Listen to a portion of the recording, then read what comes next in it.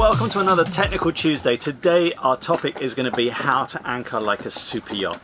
Now, where does that expression come from? Well, strangely enough with us, it came from a drink in a bar. We were in a bar in St. Martin and we met a really awesome couple. They were both crew on super yachts. They bought their own sailing yacht and decided to go off and sail. However, the discussion over a few beers turned to how anchoring is done and how sometimes we sit on the back of our boat and watch people really mess up their anchoring.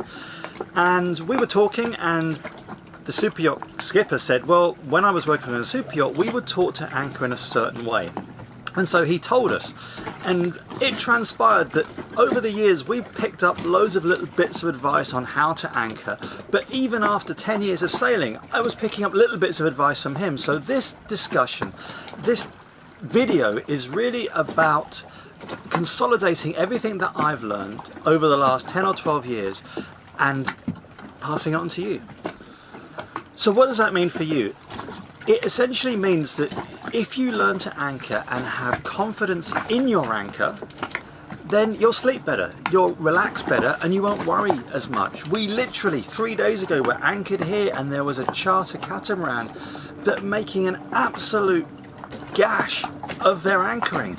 They anchored, they weren't happy, they got in a dinghy, they were kind of doing circles over their anchor with a mast.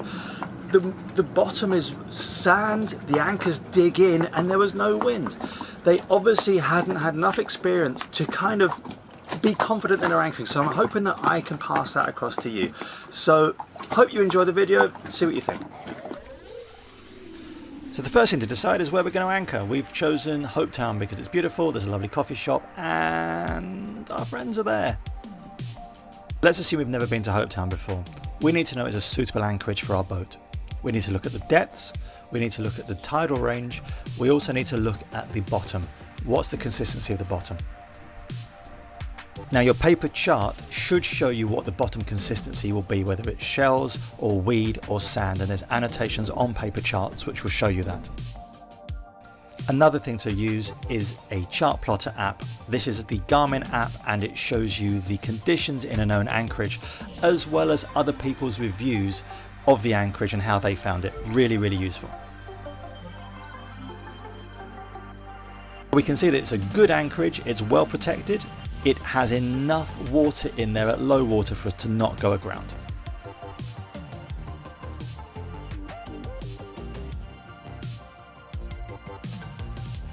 The next thing to look at is the weather going to be right for this anchorage? Now we need to make sure that we have protection from the lee of the land, which means that the land gets in the way of the wind, and also that there's not too much fetch.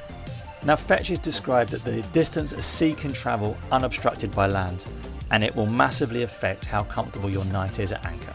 We can see here the wind is going to swing around, give us protection from the land at night, not a lot of fetch. Hopetown is going to be a good anchorage for tonight.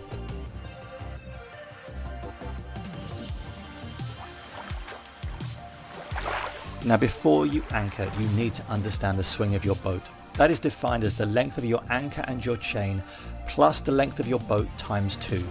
So if you've got 20 meters of chain out, a 12-meter boat, your swing room is 64 meters.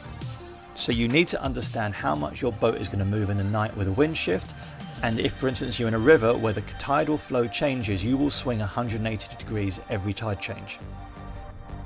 The anchor is prepared and it's ready to drop.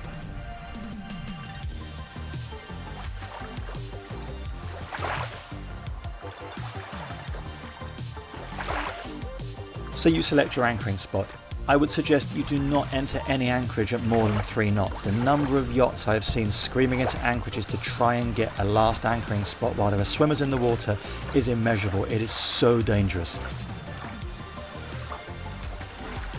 You've chosen an anchoring spot, you're not too close to any other boats. You can now start paying out your anchor chain.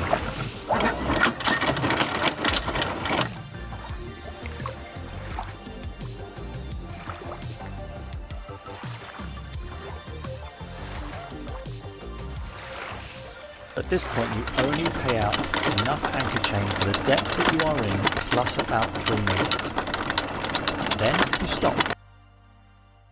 Pay out no more chain until your boat starts to drift backwards. If you're unsure if your boat is drifting backwards, look at the angle of the chain. When the chain starts to move away from you, your boat is moving backwards. The reason for doing this is that if you just pay out all your chain, all you are doing is creating a big pile of chain on the seabed. That will mean that your anchor will take longer to set. We tend to engage a little bit of reverse throttle for no more than 5 seconds just to start this process. As the boat starts to drift backwards, start paying out your anchor chain to the scope that you require. As we are all chain, we use a 5:1 or a 7:1 ratio. At no point should your boat be going faster than 1 knot in reverse. When you have the anchor chain length that you require, put your snubber on, pay out some more chain to let the snubber take the stress of the anchor line. If you fail to do this, you will find that you will damage the gypsy, or worst case scenario, pull the windlass out the deck eventually. With your snubber firmly in place, reverse gently until you feel the anchor bite. You will normally see the chain rise out of the water and you will feel the boat stop.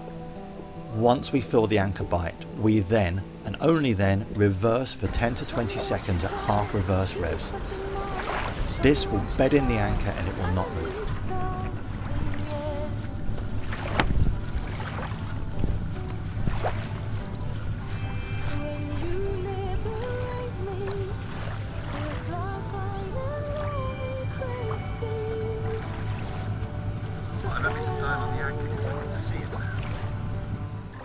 If the weather's going to be windy, we sometimes set an anchor alarm on a phone just to make sure we don't drift anywhere. But it's belt and braces. And once that's done, you can settle down, safe in the knowledge that your boat is secure, that it's not going to move. Which means you can go ashore, you can go for a swim, watch the sunset, or, as we tend to do, sit and have drinks with friends.